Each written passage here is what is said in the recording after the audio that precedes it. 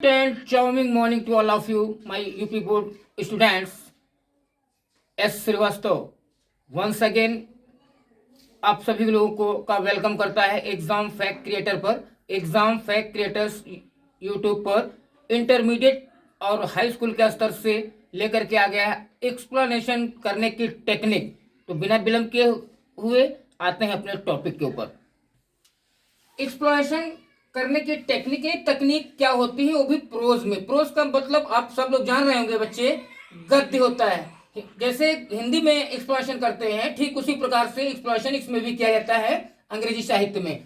तो यहाँ पर हम आउटलाइन लिखे हैं। आउटलाइन का मतलब होता है संकेत। जैसे हिंदी में हम संकेत डालते हैं तो उसमें क्या करते थे, दो शब्द शुरू के और दो शब्द लास्ट के लिखते थे डॉट डॉट करके।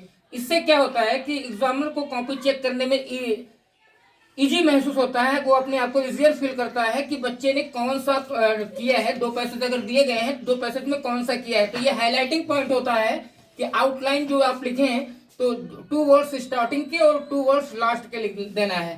दूसरी हेडिंग आपकी वहां पर बनती है रेफरेंस। रेफरेंस का मतलब होता है संदर्भ। संदर्भ में क्या लिखना है आपको, this passage has been taken from the lesson. अब यहाँ पर इन्वर्टेड कामा है। इन्वर्टेड कामा के अंदर लेसन का नाम आपको लिखना होगा, जिस लेसन से लिया गया हो उसका नाम लिखना होगा। And created by, written by भी मैं लिख सकता था, लेकिन आजकल today in this days we see हम क्या देख रहे हैं कि यार मॉडर्न इंग्लिश है, तो मॉडर्न इंग्लिश में क्रिएटेड लगाना ज्यादा सुटेबल है। एंड क्रिएटेड बाय, और किसके द्वारा लिखित किया गया है, किसके द्वारा ये रचित किया गया है, किसके द्वारा ये वर्णित किया गया है, किसके द्वारा एक्सप्लेन किया गया है, यानी उस राइटर का नाम यहाँ पर आपको फिल करना होगा। फिर है कॉन्टेक्स्ट। कॉन्टेक्स्ट बच्चे लोगों मैं ऐसा कॉन्टेक्स्ट यहाँ पर आपको प्रोवाइड करने जा रहा हूँ। ये कॉन्टेक्स्ट एक कॉमन कॉन्टेक्स्ट होगा जो किसी भी explanation related to prose technical एक कॉन्टेक्स्ट है कि in this passage the writer has depicted his whole tendency and creativity to express his view related to the topic just like a torch bearer, just like a torch bearer। तो इस प्रकार से ये context आपको तमाम context पढ़ने की आवश्यकता नहीं है। एक कॉन्टेक्स्ट आपका कॉमन कॉन्टेक्स्ट है। फिर यहाँ पर आपको डालना है एक्सप्लेनेशन। एक्सप्लेनेशन का मतलब होता है व्याख्या। व्याख्या आप कैसे करेंगे, व्याख्या करने की टेक्निक यही होती है कि उसका जो है जो कठिन वर्ड्स होते हैं उसको सरल कर दीजिए, अपनी लैंग्वेज में ट्रांसलेट कर देते हैं, अपनी लैंग्वेज में उसको थोड़ा बढ़ा चढ़ा करके लिख देते हैं। लेकिन if you do not know how to translate the passage, आप पैसेज के ट्रांसलेशन कैसे करेंगे, किस प्रकार से करेंगे, तो there is no any doubt, आप कोई संदेह नहीं है। प्रोज वाले जो खंड आएंगे, प्रोज वाले खंडों में आपको पूरा पैसेज ही वही उतार देना है। वहां पर पेपर में जो पैसेज आएगा वही पैसेज उतार देना है, कोई दिक्कत नहीं होगी, क्योंकि वो आपका एक्सप्लेनेशन मान लिया जाएगा। रही बात आगे की, तो अगली हेडिंग होती है कमेंट। ये न तो आपको विद्या देगा, न आपको विकास, न किसी भी अन्य पुस्तक में काका में ये आपको नहीं देगा। और जबकि बहुत जरूरी चीजें होती हैं कमेंट लिखना, कि जो ऊपर या जो पेपर में उद्धरण है, जो अवतरण है, उस अवतरण में क्या क्या खूबियां हैं, तो ये भी हम कॉमन खूबी इसमें मैं बताने जा रहा हूं कि the language is literarical with lucid expression. कोई भी साहित्य हो, चाहे हिंदी का हो चाहे अंग्रेजी का हो, उसकी लैंग्वेज हमेशा लिटरेरिकल रहती है और लूसिड एक्सप्रेशन होता है, ये ध्यान रखिएगा। डिक्शन यानी शब्दकोश जो है इज डिफिकल्ट। शब्दकोश अब इंटर लेवल के बच्चों के लिए शब्दकोश जो है डिफिकल्ट एंड आइडियोमिकल यानी कि मुहावरेदार, घुमावदार शब्दकोश का प्रयोग किया गया है। थोड़ा सा कठिन है, घुमावदार है, क्योंकि एनसीईआरटी ने जो बुक लगाई है ये आप लोगों के मेंटल स्टैंडर्ड को देखते हुए, बहुत दूर की बात मैं नहीं कर रहा हूँ, बहुत लखनऊ और दिल्ली और कोलकाता और आगरा और पटना में पढ़ने वाले बच्चे वो समझ तो सब सकते हैं, लेकिन जहां तक आप लोगों की बात है, रूरल एरिया से संबंधित जो भी बच्चे हैं उनकी बात है, तो उतना डिफिकल्ट वर्ड, उतना डिफिकल्ट सेंटेंस, उतना घुमावदार सेंटेंस का वो अर्थ नहीं निकाल पाते हैं। तो दूसरा पॉइंट आपको देना है, डिक्शन इज डिफिकल्ट एंड मिकल। तीसरी हेडिंग फिर देना है, तीसरा point, feelings and imagery is striking with descriptive method and comprehensive method. Prose में हमेशा डिस्क्रिप्टिव और कॉम्प्रिहेंसिव मेथड का यूज किया जाता है बच्चा लोगों, तो ये चीज आप ध्यान रखिएगा। तो ये सब टोटल आपका हो गया कॉमन चीज। क्या आपको बदलना है, पेपर में जो आएगा वो आपको आउटलाइन देना है।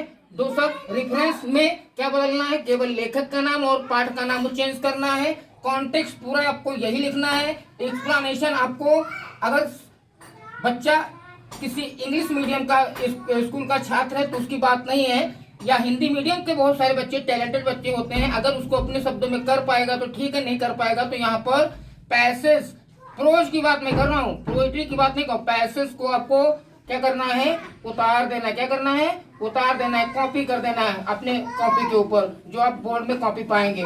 और इसके बाद में ये कमेंट हमेशा कॉमन रहेंगी, इतनी कमेंट आपको देना है, बहुत ही। तो ये चीजें जो है कुल मिलाकर के आपको बहुत ही जबरदस्त नंबर दिलाएंगी, और ये एक मेथड से आप जिंदगी में किसी भी एक्सप्लेनेशन को करने में सक्षम साबित होंगे, चाहे वो बीए हो, चाहे वो एमए हो, और चाहे आगे बहुत सारी डिग्रियां लें। तो this is the method for दो children who are preparing for the examination of 22,000 board examination और बीए एमए एग्जामिनेशन। बट वहां पर क्या होगा, वहां पर थोड़ा सा कमेंट ज्यादा होता है और एक्सप्लेनेशन भी थोड़ा सा ज्यादा होता है। तो इस वीडियो को आप लोग देखें, पढ़ें, शेयर करें, लाइक करें, बेल आइकन प्रेस करें और लोगों तक पहुंचाएं, ताकि एक्सप्लेनेशन करने में 8 नंबर का एक्सप्लेनेशन आता है, उसमें किसी भी बच्चे को कोई दिक्कत न हो। दूसरा एक्सप्लेनेशन आपका आने वाला है एग्जाम में कि पोएट्री से संबंधित एक्सप्लेनेशन आपको दे देगा, काव्य खंड से, पोएम से देगा। तो आपको फिर से वही एक मैं टेक्निक देने जा रहा हूं, वो देखिए। पहले उसमें भी यही करना है, सबसे पहले आउटलाइन। आउटलाइन का मतलब जान रहे हो, 2 शब्द शुरू के और 2 शब्द लास्ट के, 2 words from starting and 2 words from last, 2 शब्द लास्ट के। बिकॉज ये क्यों हम बता रहे हैं, क्योंकि एग्जामिनर को ये दिक्कत ना हो कि आपने कौन सा पैसेज किया है। रेफरेंस थोड़ा सा चेंज है इसमें लिखना है दिस पोएटिक पैसेज, अगर लिखते हो चाहे लिखो are these poetic lines.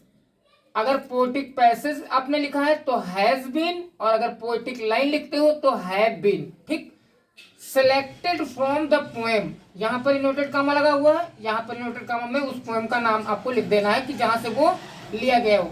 And composed bye, अब यहाँ पर आप लिखते थे रिटन बाय प्रोज में या क्रिएटेड बाय, यहाँ पर आप कंपोज्ड बाय लिखेंगे और यहाँ कामा लगा हुआ है, इस कामा में उस पोएट का नाम आपको देना है। किसका नाम देना है, पोएट का नाम देना है। फिर अगला आपको हेडिंग, फिर इसमें भी वही करना है, संकेत यानी कि कॉन्टेक्स्ट, प्रसंग यानी कि कॉन्टेक्स्ट आपको देना है। तो इतना आपको कॉमन दे रहा हूं, बता दे रहा हूं। In this poetic passage poet has described about, अब किस चीज के बारे में उसने डिस्क्राइब किया है, जब आप ये चीज पढ़ेंगे तो आपको क्लियर हो जाएगा कि हाँ किसके बारे में बताया है। ऑन हिज ब्लाइंडनेस के बारे में बताया है, कि ट्रू ब्यूटी के बारे में बताया है, जिस चीज के बारे में बताया हो कम से कम एक लाइन उसके बारे में यहाँ पर देना है। With fantastic imaginations, with fantastic imaginations, आपको कॉन्टेक्स्ट भी क्लियर हो गया। अब आप बात आती है एक्सप्लेनेशन की। तो एक्सप्लेनेशन में आपको क्या करना है, मैंने पहले बताया कि अगर आप बहुत अच्छी इंग्लिश है आपकी, you can convert, you can translate, you can right, you can explain, तो आप एक्सप्लेन उसको करेंगे, पढ़ा होगा तो एक्सप्लेन कर लेंगे। लेकिन अगर नहीं कर पा रहे हैं तो मैं दूंगा आने वाली वीडियोस में 2-3 पार्ट, इंपॉर्टेंट पार्ट का एक्सप्लेनेशन और कुछ सेंट्रल आइडिया। तो सेंट्रल आइडिया अगर आपको याद है तो सेंट्रल आइडिया भी आप उसमें लिख दीजिएगा, सेंट्रल आइडिया। और अगर सेंट्रल आइडिया नहीं याद है, अगर आप सक्षम हैं, you can write the explain, तो आप अगर एक्सप्लेन कर ले रहे हैं तो there is no any doubt, आप एक्सप्लेन कर दीजिएगा। अगर वो भी नहीं कर पा रहे हैं तो थोड़ा बहुत समरी आपको याद होगा, सारांश याद होगा। तो सारांश की उसके अंदर बताया क्या गया है, कौन सी चीजें बताई गई हैं, समरी आपको लिख देना है। तो इस तरह से आपका ये जो है एक्सप्लेनेशन वाला पोर्शन जो है ये क्लियर हो जाएगा। अब बात आती है कमेंट की, पोएट्री की कमेंट की। हिंदी में देखा होगा, हिंदी की किताबों में साहित्यिक सौंदर्य और काव्यगत विशेषताएं होती हैं, लेकिन इंग्लिश की किताबें जो भी आ रही हैं उसमें न तो साहित्यिक सौंदर्य है और न तो काव्यगत विशेषताएं हैं। बट आपको लिखना है, अगर आप अच्छे नंबर पाना चाहते हो तो एग्जामिनर की नज़र में अच्छा बनना चाहते हो कि हाँ इतना अच्छा पेपर हो, आप उतने अच्छे नंबर मिले, तो यहाँ पर आपको लिखना है फीलिंग्स एंड इमेजरी और स्ट्राइकिंग और कामा लगा के जेन्यून। फीलिंग्स और इमेजरी, क्योंकि ये पोएट्री है उसमें फीलिंग्स होती हैं, इमेजरी होती है, और जो भी फीलिंग्स इमेजरी यूज करता है पोएट वो स्ट्राइकिंग और जेन्यून होता है, कुछ बनावटी होता है, थोड़ा बहुत इसको एक्सप्लेन कर देते हैं और बढ़ा चढ़ा के लिखते हैं। ठीक है। दूसरा है लैंग्वेज इज लिटरेरिकल। पोएट्री की भी लैंग्वेज लिटरेरिकल ही होगी, जिस भाषा में लिखी जाएगी उसी साहित्यिक ही होगी।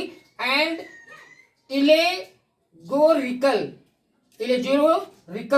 यानी कि एक शब्द के दो तीन तीन अर्थ भी निकल सकते हैं।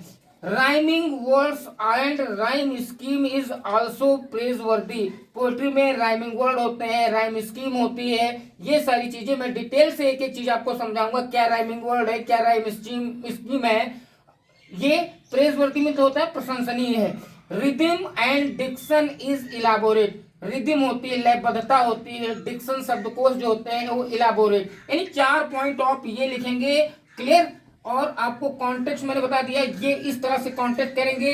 रेफरेंस मैंने बता दिया कि इस तरह से आपको रेफरेंस लिखना है, और आउटलाइन मैंने बता दिया कैसे करना है। रही बात एक्सप्लेनेशन की, तो आपको मैंने तरीका बताया कि सेंट्रल आइडिया भी आप लिख सकते हैं, समरी उसकी लिख सकते हैं, और अगर उस उद्धरण पैसेज का जो दिया हुआ है एग्जाम मतलब पेपर में उसका अगर आप एक्सप्लेन कर सकते हैं तो एक्सप्लेन कर दीजिएगा। अगर नहीं भी कर पा रहे हैं तो आने वाली वीडियो में 3-4 most important explanation I shall provide to you for poetry and for prose also, मैं दूंगा, और एक एक टेंडेंशियल थिंग्स मैं आपको बताने वाला हूं। तो प्लीज लगे रहिए मेरे साथ exam fact creators YouTube channel पर, जो आपको पग पग पर पल पल आपको सचेत रखेगा और आगे बढ़ाएगा। That's all the best. मिलते हैं नेक्स्ट वीडियो में।